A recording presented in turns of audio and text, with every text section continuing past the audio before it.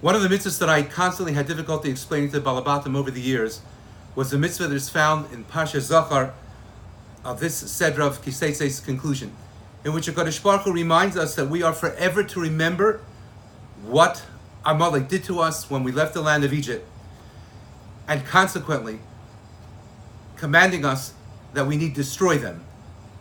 Every man, woman, child, every remnant of Amalek itself.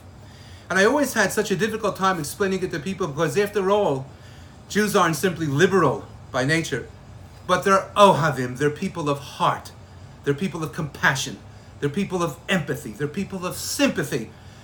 And therefore they would say to themselves, that was then, but nowadays, of course, it wouldn't apply. And we know that the answer is absolutely not the case.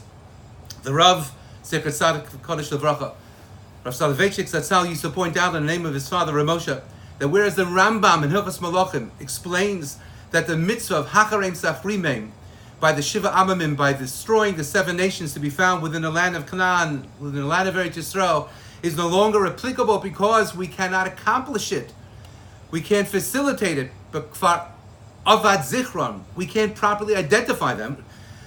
But the Rambam makes no mention of this regarding Mechiyas Amalek, explained the Rav in the name of his father, because any nation whatsoever that turns to the world and says, Amru lechuven achidim igoy v'lo yizachar shem Yisrael od, that any nation that promises itself to the utter destruction and decimation of the people of Israel as a people of God, as the people of God, automatically is considered halachically to have the status of Amalek. And we could empathize and sympathize with women and children and small children from today to tomorrow, but it simply has no bearing upon our halachic obligation. And indeed, the Rav Zatzal once pointed out that when Chazal tell us al tistakel barasha, that we're never supposed to look in the face of a Rasha, explained the Rav, you know why? Because if you look in his face, no doubt at one point or another, you'll see a smile or a wrinkle of something potentially positive. And you'll begin to empathize and to sympathize. And you'll begin to rationalize away what he has done or what he stands for. And that could have no place within Judaism. For the correct response to a Hitler Yamach Shemo V'Zichro is nothing short of an indefinite hate and indignation. Well, today someone sent me a video that was taken in a store in an area known as Grave or Grava, Italy. It's in the northern part of Italy by a beautiful lake. It's a place for tourists. And in a store in this area, he found the following.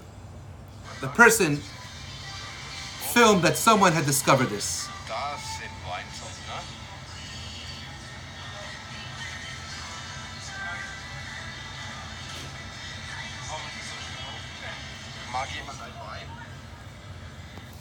Numerous bottles with different portraits of Hitler, Yamach Shemo V'Zichro, on it.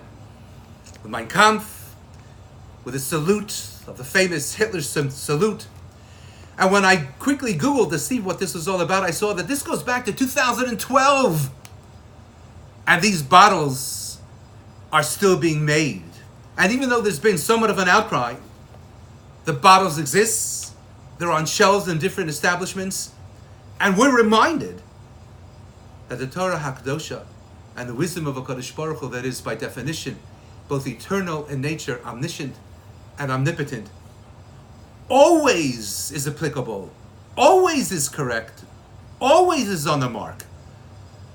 So they say that a picture is often worth 1,000 words. When you're in Shul the Shabbos Kodesh and you listen to the Maftir, think about those bottles.